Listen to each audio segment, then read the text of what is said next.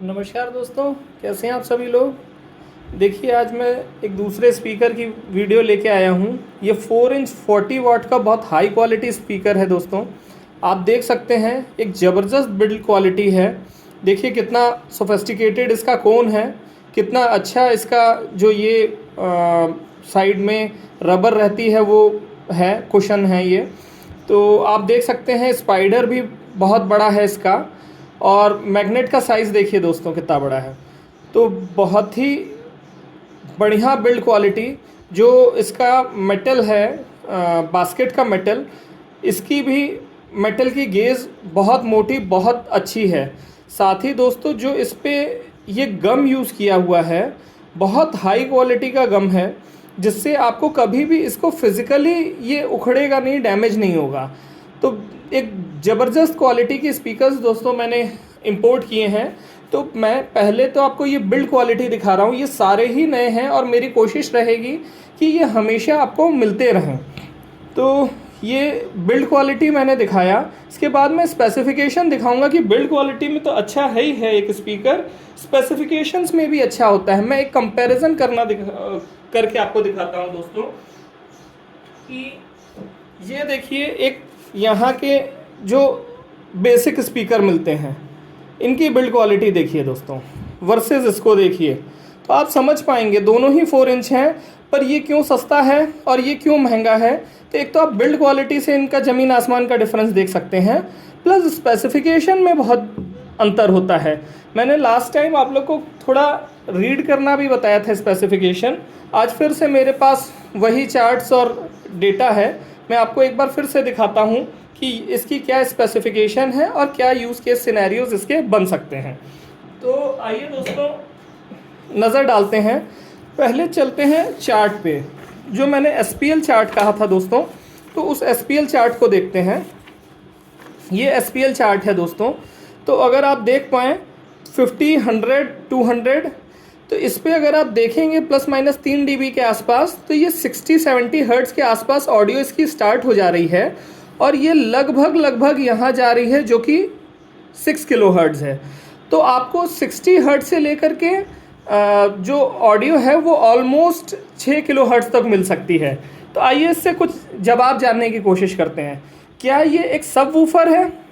शायद नहीं, क्योंकि अगर 60 हर्ट्ज़ के नीचे रहता, देखिए ये एकदम बॉर्डर लाइन पे है, पर ये मैं प्रॉपरली इसको सब वूफर नहीं कहूँगा, क्योंकि 40-50 हर्ट्ज़ तक होता तो ये सब वूफर होता, पर ये 60 हर्ट्ज़ पे है तो ये एकदम बॉर्डर लाइन पे उसकी गिर रहा है, तो मैं इसको एक सब वूफर नहीं कहूँगा।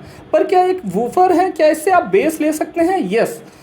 किसी भी छोटे स्पीकर से दोस्तों सब फ्रीक्वेंसी लेना कोई बहुत अच्छी बात नहीं है, क्योंकि वो डिस्टॉर्ट होगा, उसका पोर मूवमेंट इतना ज़्यादा होगा कि उसमें डिस्टॉर्शन आएगा ऑडियो में। तो जो छोटे स्पीकर होते हैं, 4 इंच, 3 इंच, 2 इंच, कोई मतलब नहीं बनता कि उसमें आप सब वूफर ढूंढें, क्योंकि वो वूफर की कैटेगरी में होने चाहिए। नहीं तो बहुत ज़्यादा कोन मूवमेंट होने के कारण उसमें डिस्टॉर्शन आएगा आवाज़ में। तो इससे आप बेस ले सकते हैं, बहुत आराम से ले सकते हैं, पर सब फ्रीक्वेंसी का बेस, मतलब जो 20-60 हर्ट्ज़ का होता है, वो उससे आप नहीं ले सकते हैं। नहीं का मतलब भी दोस्तों इसमें है वो ऑडियो, पर धीमी है। तो ऐसा नहीं है कि ये ऐसे ग्राफ गिर गया और यहाँ पे ये 0 डेसिबल्स है। तो आपको ऑडियो तो आप चाहेंगे तो सब भी ले लेंगे और उसको बूस्ट करेंगे तो आपको सब मिल जाएगी। ये ही ट्विक्स होती हैं जिसके थ्रू आप एक म्यूज़िक सिस्टम बनाते हैं। तो अगर आप चाहते हैं तो इससे सब निकाल सकते हैं, कोई बड़ी बात नहीं है। 5-6 dB का गेन डालना है और आपको 40 हर्ट्ज़ की भी फ्रीक्वेंसी मिलने लगेगी। पर ये जो मैकेनिकली बना हुआ स्पीकर है वो 60 हर्ट्ज़ टू 6 किलो हर्ट्ज़ तक है।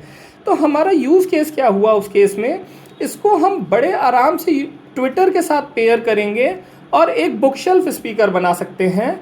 या अगर हमें 3 वे स्पीकर बनाना है जिसमें एक ट्विटर लगा हो और एक मिड्स लगा हो और एक वूफर और सब वूफर वाला लगा हो ड्राइवर, तो उसमें आप इसको एज अ मिड्स के लिए भी यूज़ कर सकते हैं। तो बेस्ट केस सिनेरियो है कि जब आप 3 वाला बनाएंगे, 3 वे जो टावर है वो बनाएंगे, उसमें आप इसको मिड्स की तरह यूज़ कर सकते हैं। या फिर बुक शेल्फ अगर आप बनाएंगे तो ट्विटर की तरफ पेयर करके आप इसका एक बुक शेल्फ स्पीकर बना सकते हैं। मेरे पास इवन वो बुक शेल्फ स्पीकर एक मैंने डेमो के लिए बनाया था, मैं आपको दिखाऊंगा। पर चलते हैं अब दूसरी चार्ट को देखते हैं। तो देखिए एग्जैक्टली दोस्तों जो मैं बता रहा था 50 के बाद 60, ये ऑलमोस्ट 60-65 के आसपास ही इसका पीक बन रहा है। रेजोनेंस फ्रीक्वेंसी जो मैंने लास्ट टाइम भी बताई थी, आप लास्ट वीडियो देख सकते हैं कि जो मिनिमम पावर पे आप ऐसे करिए और वो हिलता रह जाए, उसको रेजोनेंस फ्रीक्वेंसी कहते हैं। तो ये रेजोनेंस फ्रीक्वेंसी इसकी 60 हर्ट्ज़ 65 हर्ट्ज़ के आसपास बन रही है। और ये देखिए ये 2 हर्ट्ज़ 3-4 किलो हर्ट्ज़ तक ये ग्राफ ऐसा है कि इम्पिडेंस रेंज में है 10-12 डीबी के 10-12 ओम्स के आसपास। तो ये सारी ऑडियोज़ ये दे सकता है। पर यहाँ से देखिए ये ऊपर चला गया, तो क्या ये फुल फ्रीक्वेंसी है? नहीं, ये फुल फ्रीक्वेंसी नहीं है, क्योंकि यहाँ पे आप देख रहे हैं 10 किलो हर्ट्ज़ के आसपास वो 20 डीबी 25 डीबी 20 ओम 25 ओम के भी ऊपर हो जा रहा है, जिससे आपकी ऑडियो बहुत ही धीमी उस फ्रीक्वेंसी के आएगी। मतलब जो एक्सट्रीम हाई है 10 से 10 किलो हर्ट्ज़ से 20 किलो हर्ट्ज़, वो बहुत ही धीमी आवाज़ होगी। तो आप इसको वूफर की तरह यूज़ कर सकते हैं, आप इसको मिड्स की तरह यूज़ कर सकते हैं। तो आपको इन दो चार्ट से काफ़ी कुछ डेटा अंदाज लग गया होगा। आइए अब इसका टेबल देखते हैं कि टेबल में हमें क्या क्या मिलता है। देखिए आ रही है 3.8 ओम्स 3.38 ओम्स। इसका मतलब क्या हुआ दोस्तों, ये 4 ओम का सबवूफर है। मैंने आपको पिछली वीडियो में भी बताया था कि कभी भी जो ओम्स होते हैं इम्पिडेंस, वो स्टेबल नहीं होता, हर फ्रीक्वेंसी के साथ वो चेंज होता जाता है। तो इसलिए इसको राउंड ऑफ किया जाता है। अगर 3.38 ओम इसका रेजिस्टेंस है तो इसको आराम से आप 4 ओम का वूफर कह सकते हैं। इसके बाद और बहुत से पैरामीटर्स हैं दोस्तों, मैं कंफ्यूज नहीं करना चाहता, मैं बेसिक लेवल पे दिखाना चाहता हूँ। तो देखिए इसके बाद जो मेन चीज़ थी रेजोनेंस फ्रीक्वेंसी एफएस, वो देखिए 69.8 हर्ट्ज़, मतलब वही 70 हर्ट्ज़ के आसपास, जिसके कारण मैंने कहा कि ये सब वूफर नहीं है प्रॉपरली। ठीक है, इसके बाद देखते हैं दोस्तों जो हमें 2 डेटा और चाहिए होता है स्पीकर का एनक्लोजर बनाने के लिए, और एनक्लोजर हमेशा बेस के लिए ट्यून्ड होता है दोस्तों, मिड्स और हाइस से उसका कुछ खास लेना देना नहीं होता है। तो उसके लिए VAS चाहिए होता है और QTS चाहिए होता है। तो QTS देखिए दोस्तों 0.509 है। अब QTS क्या होता है दोस्तों, जब एक स्पीकर बेस की फ्रीक्वेंसी देता है तो वो एक जब रुकता है तो एकदम से जाके स्टेबल नहीं हो जाता, थोड़ा सा कांपता रहता है, तो उसको कांपने को कहते हैं QTS। अब वो QTS कितना होना चाहिए, मेरे हिसाब से जो मुझे पसंद है या जो प्रॉपर रेंज है वो 0.4 से लेकर के मैक्सिमम 1 के आसपास होनी चाहिए। अगर 1 से ज़्यादा है तो आपकी स्पीकर की क्वालिटी अच्छी नहीं है, क्योंकि वो रुक नहीं रहा है। तो आपका बेस क्या होगा, भर्राया हुआ हो जाएगा, मतलब एक बेस का वो कंपन ख़त्म नहीं हो पाएगा, तब से नेक्स्ट बेस की बीट आ जाएगी। तो ये दिक्कत होती है उसके कारण। अब आप जो सस्ते वाले स्पीकर देखेंगे उनका यूजुअली QTS 1.5 to 2.5, जैसे जो मैंने सस्ता वाला इनिशियली स्पीकर दिखाया था उसका 2 के आसपास QTS है। तो ये एक अच्छा डिनोशन नहीं है एक बढ़िया स्पीकर का।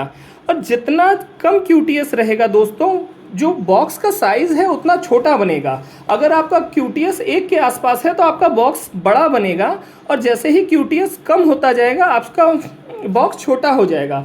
सेम वैस के साथ होता है। अगर ये वैस की वैल्यू बड़ी है, ये लीटर्स में है, ये 2 लीटर का है, तो अगर यही 10 लीटर का होता तो आपका जो बॉक्स है वो बड़ा बनेगा, और जैसे ही ये वैस की वैल्यू कम होती जाएगी तो आपका स्पीकर छोटा होता जाएगा। तो अगर मेरे को एक छोटा एनक्लोजर के लिए डिज़ाइन करना है तो मैं क्या देखूंगा पहले स्पीकर में कि उसकी वैस की वैल्यू और QTS की वैल्यू कम होनी चाहिए। अच्छा, वैस की वैल्यू क्या होता है, स्पीकर साइज़ पे भी डिपेंड करती है, कि ऐसा नहीं है कि आपको 12 इंच का स्पीकर भी 2 लीटर में मिल जाएगा।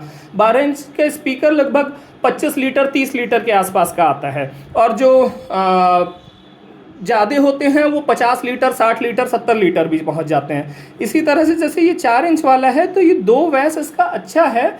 यूजुअली ये 4-5 लीटर के आसपास के या 6 लीटर के वैस पे आते हैं, जो और सड़े होते हैं वो 10 लीटर तक पहुंच जाते हैं। तो QTS की वैल्यू यूजुअली सेम रेंज में रहती है, मतलब जितनी तगड़ी इसकी मोटर असेंबली होगी दोस्तों उतना ही बढ़िया आपका QTS आएगा। तो QTS अगर 0.5 है तो बहुत अच्छा QTS है, 0.4 और अच्छा है। मतलब सिर्फ अच्छा इस कॉन्टेक्स्ट से नहीं है कि वो बजेगा कैसे, बजेगा तो देखिए 1 के आसपास तक ऑलमोस्ट सिमिलर बजेगा, जबकि 0.707 बेस्ट माना जाता है। तो एक तक वो ठीक है, एक के बाद मैं कहूँगा कि अब वो ख़राब होता जा रहा है। तो अगर आपका QTS अगेन 0.4 से 1 तक है तो वो चलता है, कोई दिक्कत वाली बात नहीं है। बस आपका बॉक्स का साइज़ उसके हिसाब से चेंज होता है। जब आप बॉक्स को कैलकुलेट करने के लिए वैल्यूज़ डालते हैं तो आपका बॉक्स का साइज़ उसमें बड़ा आएगा, इसमें कंपैरेटिवली छोटा आएगा।